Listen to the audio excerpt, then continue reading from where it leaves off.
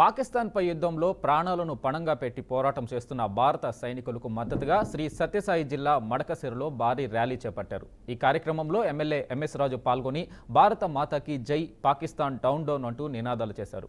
ఉగ్రవాదాన్ని అణచివేసే దిశగా భారతదేశం తీసుకున్నటువంటి యుద్ధ నిర్ణయాన్ని తామందరం స్వాగతిస్తున్నామన్నారు. దేశం కోసం జరుగుతున్నటువంటి యుద్ధంలో మురళీ నాయక్ వీరోచితంగా పోరాడి వీరమరణం పొందాడని చెప్పారు. కాగా మురళీ నాయక్ మృతదేహం ఇవాళ స్వగ్రామానికి చేరుకోనుంది. రేపు భారీ ఎత్తున మురళి అంత్యక్రియలు జరగనున్నాయి.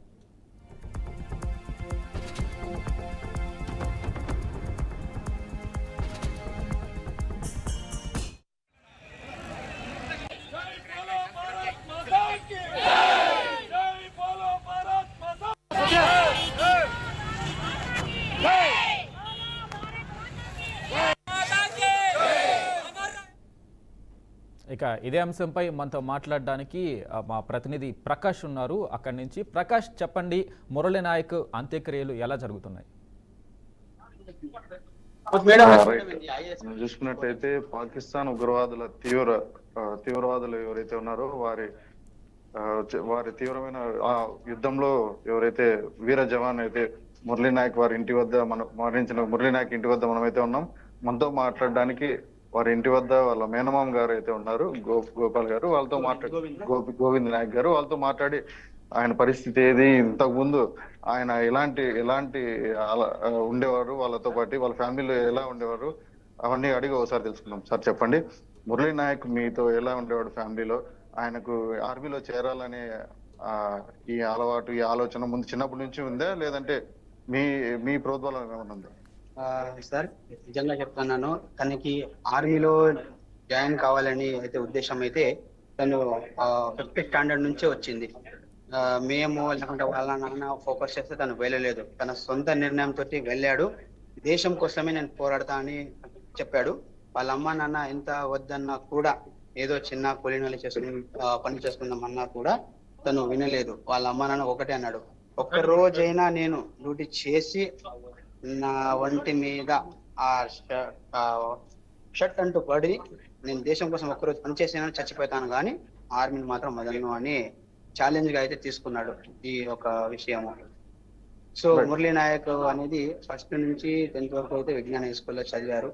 తను చిన్నప్పటి నుంచి దేశం కోసం చాలా గొప్పగా చెప్పుకునేవాడు. వాళ్ళ ఫ్రెండ్ సర్కిల్లో కానీ ఎక్కడైనా కానీ చాలా గొప్పగానే చెప్పుకునేవాడు. దేశం అంటే ప్రాణం తనకి. నేను ఎవరు చెప్పినా వినేవాడు కాదు. నాకు దేశమే కావాలా, దేశం కోసమే పోరాడతాను, దేశం కోసమే చేస్తాను. ఈ రోజు నా మేన్ అల్లుడు, నిజంగా అంటే చాలా చాలా గౌరవపడుతున్నాను. పాకిస్తాన్ ఉగ్రవాదులతో దాడి చేసి వీరోచితంగా పోరాడుతూ తన తుది శ్వాస వదిలాడు. నేను చాలా చాలా గౌరవంగా ఫీల్ అవుతున్నాను. సో ఇలాంటి మురళీ నాయకులు ఇంకా చాలా చాలా మంది పుట్టాలి అని కోరుకుంటున్నాను. జై హింద్, జై భారత్. అంటే మురళీ నాయక్ చివరిగా మీతో ఎప్పుడు మాట్లాడాడు, ఏమేమి మాట్లాడారు? మురళీ నాయక్ నిన్న కాదు మొన్న అప్రాక్సిమేట్లీ టైం అయితే 9:30 or 10:30 అనుకుంటా, మేబీ మార్నింగ్ తను ఫోన్ చేశాడు. మార్నింగ్ ఫోన్ చేస్తే, అమ్మ ఎలా ఉన్నారు, వాళ్ళ అమ్మ నాన్న అలాగే వాళ్ళ ఇంట్లో ఉన్న అక్క వాళ్ళందరితో బాగా హ్యాపీగానే మాట్లాడాడు. 3 times ఫోన్ చేశాడు. తను మామూలుగా అంటే డైలీగా అంటే 1 time మాట్లాడి బాగా క్లోజ్ గా మాట్లాడి పెట్టేశాడు ఫోన్. ఆ రోజు 3 times తను ఫోన్ చేసి అందరితో తను మాట్లాడేటప్పుడు, ఆ రోజు మాట్లాడినప్పుడు కొంచెం వెరైటీగా ఉన్నాడు. అంతకుముందు తను బాగా యాక్టివ్ గా మాట్లాడేవాడు. 3 times ఫోన్ చేసినప్పుడు కూడా తన ముఖంలో కలలేదు సార్. తన ముఖంలో ఏ మాత్రం కలలేదు, ఏదో పోగొట్టుకున్నట్టుగా తన ఫేస్ ఉండింది. ఎందుకంటే అక్కడ మేబీ తనకి ఏమైనా కాల్స్ వచ్చిందేమో, ఈరోజు మీరు యుద్ధానికి వెళ్ళాలి అని ఏమన్నా వచ్చిందేమో, దాంతో ఏమైనా మూడు వచ్చాడు కానీ వాళ్ళను 3 సార్లు చూసుకుందాం నా ఫ్యామిలీని అని ఏమన్నా ఉద్దేశం ఏమైనా వచ్చిందో ఏమో తెలియదు. కానీ తనైతే చివరిసారిగా అయితే మాట్లాడాడు. వాళ్ళ తల్లిదండ్రులు వాళ్ళందరితో మాట్లాడి, నేను బాగున్నాను, మీరు బాగుండండి అని చెప్పాడు. ఒకసారి వాళ్ళ పేరెంట్స్ కి వచ్చిన సమాచారం ఏ రకంగా తీసుకున్నారు, మీకు ఎలా వచ్చింది ఆ సమాచారం? వాళ్ళ పేరెంట్స్ కి అనేది కమాండర్ అనేది మార్నింగ్ 5:45కి ఆ రోజు ఫోన్ చేయడం జరిగింది. మురళి ఫస్ట్ వాళ్ళ అమ్మని ఫోన్ చేయడం జరిగింది. వాళ్ళ అమ్మకి ఫోన్ చేస్తే వాళ్ళ అమ్మకి హిందీలో మాట్లాడారు. సో వాళ్ళమ్మ చెప్తే ఆమె కొంచెం టెన్షన్ తో ఎక్కడైతే టెన్షన్ పడుతుందని చెప్పేసి డైరెక్ట్ గా వాళ్ళ డాడీకి ఇచ్చారు. వాళ్ళ డాడీకి ఇచ్చిన తర్వాత వాళ్ళ డాడీ అయితే కమాండర్ చెప్పాడు, మీరు మురళీ నాయక్ వాళ్ళ ఫాదరా అంటే, మురళీ నాయక్ ఫాదర్ మాట్లాడుతున్నాను, నేను అట్లా జమ్మూ కాశ్మీర్ నుంచి కమాండర్ మాట్లాడుతున్నాను. నిన్న జరిగిన ఫైర్ లో అంటే 2 గంటల నుంచి 3:45 మధ్యలో ఫైర్ అయితే జరిగింది. అక్కడ మీ అబ్బాయి మూడావత్ మురళీ నాయక్ చాలా విరోచితంగా యుద్ధం చేసి పోరాడి కొంచెం బుల్లెట్ అనేది ఫైర్ అనేది తగిలింది, అక్కడ మీ అబ్బాయి శ్రీశ్వాస అవ్వడం జరిగింది అని కమెంట్ చెప్తే మాకు తెలిసింది.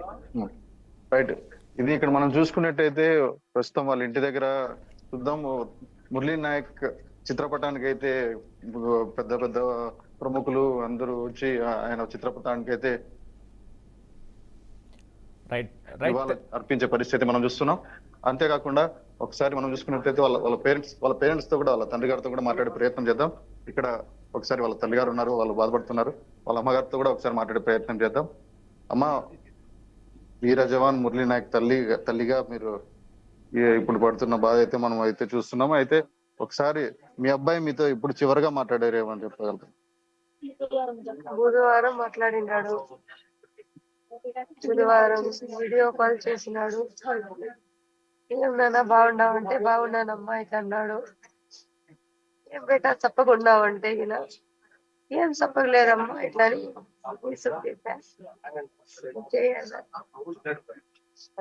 ఏం లేదమ్మా మీరందరూ బాగున్నారంటే బాగున్నాము ఇట్లా అని చెప్పాను. ఇంకేమ్మా ఇట్లానా, ఇంకేం లేదు అయినా ఇట్లా నా కడుపులో బాధ ఉండే, దేవుడు ఉండే మంగళవారం. దాని ముందర నేను ధైర్యంగానే మాట్లాడుతున్నా, దేవుడు మంచిగానే జరిగానేమమ్మా, మంచిగానే జరిగా. మీ దగ్గరికి ఎప్పుడు చివరిగా వచ్చాడు మురళీ నాయక్? మీ ఊరికి స్వస్థలానికి ఎప్పుడు వచ్చి మిమ్మల్ని కలిసి సంక్రాంతి? ఓకే, బాంబేలో మీరు మామూలుగా బాంబేలో ఉన్నప్పుడు మీ దగ్గరికి వచ్చి చివరిగా సంక్రాంతికి వచ్చి వెళ్ళాడు. రైట్, తర్వాత చిన్నప్పటి నుంచి మురళీ నాయక్ ఎలా ఈ ఆర్మీలో చేరాలనే ఉత్సాహంగానే ఉండేవాడా, లేదంటే క్లాస్ అయిపోయా అప్పటి నుంచి నేను ఆర్మీనే కావాలా ఇట్లా వద్దు బేట, నేను ఇంట్లో పని చేస్తాను బాంబేలో, మీ డాడీ వ్యాపారం చేస్తాడు, సంచి ఎత్తి ఉండేది ఒక కొడుకు అని నేను చెప్తే, అయినా అమ్మ మీరు ఏం కష్టపడినా కూడా నేను ఎన్ని చదివినా కూడా కానీ పోయేదే నేను ఆర్మీలోనే, ఒక రోజు వర్ది వేసుకొని ఒక రోజు అంతా చచ్చిపోతాను ఇట్లా అన్నాడు. మా గతి ఏమంటే దేశమే ఉందమ్మా ఇట్లా అన్నాడు. అందరు యాక్సిడెంట్ లో చచ్చిపోతా ఉన్నారు, ఉర్రి వేసుకొని చచ్చిపోతా ఉన్నారు, చేయి కోసుకొని చచ్చిపోతా ఉన్నారు. అమ్మా నేను చస్తే లోకం అంతా నాకు దేశం అంతా కలిపేస్తారమ్మా, దేశమే కాపాడతాడు. రైట్, చిన్నప్పటి నుంచి చూసుకున్నట్టయితే 10వ తరగతి కంప్లీట్ అయిపోయినప్పటి నుంచి కూడా మురళీ నాయక్ ఆర్మీ అంటే ఒక రోజైనా కూడా యూనిఫామ్ వేసుకొని నేను నా కోరిక అయితే తీర్చుకోవాలనే మాట అయితే పేరెంట్స్ తో కూడా అనే మాట అయితే మనకు చెప్తున్నారు వాళ్ళ తల్లి గారు. ఒకసారి తండ్రి గారితో కూడా మాట్లాడే ప్రయత్నం చేద్దాం. సార్ చెప్పండి, మీ బాబు సమాచారం మీకు ఎలా అందింది? మీ పరిస్థితి ఎట్లా, మీ ఏ టైంలో మీకు ఇన్ఫర్మేషన్ వచ్చింది? జై హింద్, జై భారత్. నా కొడుకు ఇన్ఫర్మేషన్ 8వ తేదీ పద్దన 9:15 నా కొడుకు గురించి ఎక్కడి నుండి సమాచారం వచ్చింది సార్. ఇతను జమ్మూ కాశ్మీర్ రిజర్వేర్ ఏరియాని ఆ ఏరియాలో ఈ ఫైరింగ్ జరిగింది, నాకు అక్కడ నుండి మేజర్ సార్ ఫోన్ లో చెప్పినాడు. అప్పుడు నా కొడుకు కూడా చాలా బాధ్యశాలిగా యుద్ధ పోరాటం చేసినాడు. దానికి జై హింద్ జై అని ఆ సార్ నాతో అన్నాడు, మేజర్ సార్. ఆ పొద్దు 8 గంటల తెల్లవారుజామున 3 గంటలకి 2:40 అతను బాడీ ఫైరింగ్ జరిగింది. ఆ ఫైరింగ్ లో బుల్లెట్ సీన్ మీద తగిలిన వల్ల పడిన వల్ల Right. మురళీ నాయక్ డెడ్ అయిపోయాడు. Right right. మీ బాబు మీతో చివరిగా మాట్లాడిన మాట ఏం మా మాట్లాడారు? బాబు చివరిగా మాటిన మా మాట 7వ తేదీ 8 గంటలకి 7వ తేదీ 8 గంటలకి ఒకతూరి మాకు అందరూ కుటుంబంతో అందరితో మాట్లాడాను. వాళ్ళ అమ్మతో మాట్లాడినాడు, నాతో మాట్లాడినాడు, ఇంకా మా ఇంట్లో బంధువులు ఉండ్రి వాళ్ళతో అందరూ మాట్లాడినాడు. మళ్ళీ 1 గంట మధ్యాల మా నాకన్నా పెద్ద అన్న కొడుకు రాజశేఖర్ అని వాళ్ళది బాగా క్లోజ్ గా ఉంటా ఉండ్రి. ఏమని విషయం అంటే అతను మెసేజ్ ఇచ్చేది, ఇతను మెసేజ్ ఇచ్చేది, ఫోన్ లో మాట్లాడేది, వాళ్ళతో మామూలుగా జరుగుతూ ఉండే. అతనితో మాట్లాడినాడు. అతను కూడా మాతో చెప్పా. మళ్ళీ ఇప్పుడు మురళి ఫోన్ చేసిండే చిన్న పిన్నమ్మ, మా అమ్మ నాన్న ఎక్కడ పోయారంటే ఏందో పని మీద గోంట్లో షాపులో ఉన్నారు, మళ్ళీ ఫోన్ నేను చెప్పిస్తాలే, మళ్ళీ చేయ మురళి కావాలంటే నేను అమ్మతో మాట్లాడదు అని ఈ పిల్లడు అప్పుడు ఫోన్ మాట్లాడి కట్ చేస్తున్నారు. అదే లాస్ట్ కాల్ సార్. రైట్. అంటే మీరు ప్రభుత్వాన్ని ఏం కోరుకుంటారు? ఇప్పుడు మీ అబ్బాయి ఒక వీర జవాన్ గా మొత్తం దేశమే గర్వించదగ్గేలాగా ఆయన పోరాడి వీర మరణం అయితే పొందడం జరిగింది. దీని ద్వారా మీరు గవర్నమెంట్ నుంచి ఏమి కోరుకుంటున్నారు? సార్, గవర్నమెంట్ గురించి నేను కోరేది ఏమో, నా కొడుకు 6, 7, 10 తరగతి తర్వాత నుంచి అతను దేశం గురించి, దేశం మీద మమకారం పోయా. నేను రేపు నాడు చదివినా కూడా, BA చదివినా కూడా నేను సిపాయిగా దేశం కోసమే నేను పోతాను. నాకు ఆ సిపాయి, ఆ వర్ది, ఆర్మీ, ఆ డ్రెస్ ఒకనాడన్నా తొడిగి నేను గడిచిపోయినా కూడా పర్వాలేదని అన్న ధైర్యంగా చెప్పి మమ్మల్ని అన్ని మాయ మాట మరిపించి ఆ దేశం గురించే నేను సిపాయి అవుతానని పోయినాడు సార్. రైట్. ఇది మనం చూసుకున్నట్టయితే మురళీ నాయక్ వీరమరణం అయితే ప్రతి ఒక్క యూత్ కి కూడా ఒక ఇన్స్పిరేషన్ అనే చెప్పుకోవాలి. మన భారతదేశం చాలా గర్వించదగ్గ విషయంగా అయితే చెప్పుకోవచ్చు.